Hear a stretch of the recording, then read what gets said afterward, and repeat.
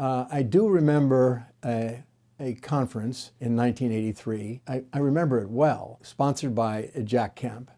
And its purposes I remember equally well. You will remember that we just come out of a period where the interest rate levels reached about 21%. Indeed, the long-term treasury rates reached as high as 16%. So that it was a crisis, an inflation crisis and an interest rate crisis without many precedents in American history. Circumstances are different today. However, what is similar is the disorder, indeed the anarchy in the international monetary system, or the absence of an international monetary system. We have a world which Bob Mundell understood well at the time, and perhaps I should say a word about Jack Kemp. Jack Kemp was an extraordinary man, politician, I would say a statesman. He thought about not only the details of legislation, but he thought about what was the big picture, what needed major reform. And it was he who inspired the great tax reform of the 1980s. And he presided over it, and he brought together a coalition to effect it. He also was not alone, but he was the leader of that group which sought to reform the domestic monetary system and to reform the international monetary system. He was not afraid to go against the conventional wisdom. One of the great issues of our time is the problem that some of our most distinguished economists raise, not to mention former central bankers like Paul Volcker, is how do we have an international trading system without an international currency? However, the fact is that we do have an international currency, and it happens to be the dollar. The dollar has been the international currency, and it has made possible certain exchanges which would not otherwise have taken place in the absence of an international currency. The problem is with the dollar as the reserve currency is it's one of the twin evils, along with floating exchange rates, that characterizes the disorder of our present system.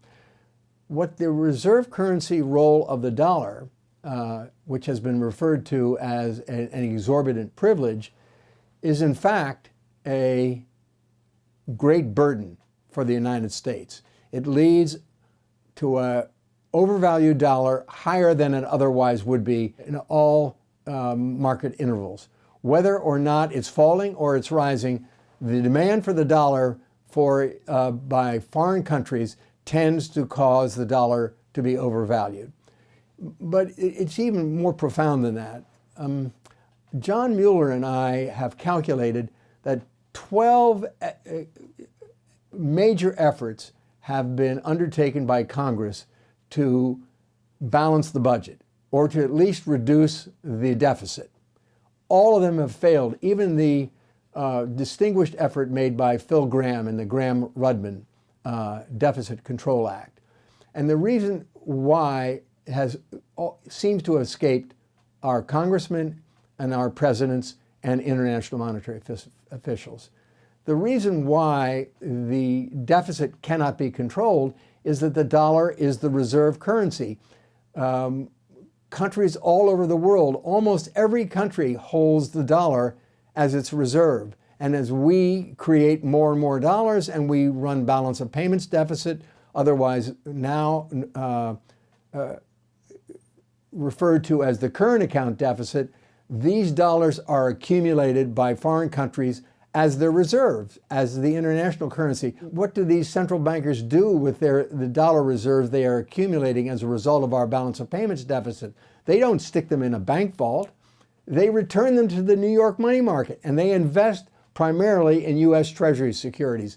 So Congress, or those who want to spend money in Washington, have a ready availability to finance whatever level of deficits we run, which is not the least of the reasons why we today have a $20 trillion deficit, and why we cannot and have not since the 1960s gotten our balance of payments deficits under control and why we have seen the budget deficit grow out of control? Well, there are several problems associated with the reserve currency role of the dollar. One is that it tends to make the dollar overvalued in markets higher than it otherwise would be, whether the dollar is rising or falling.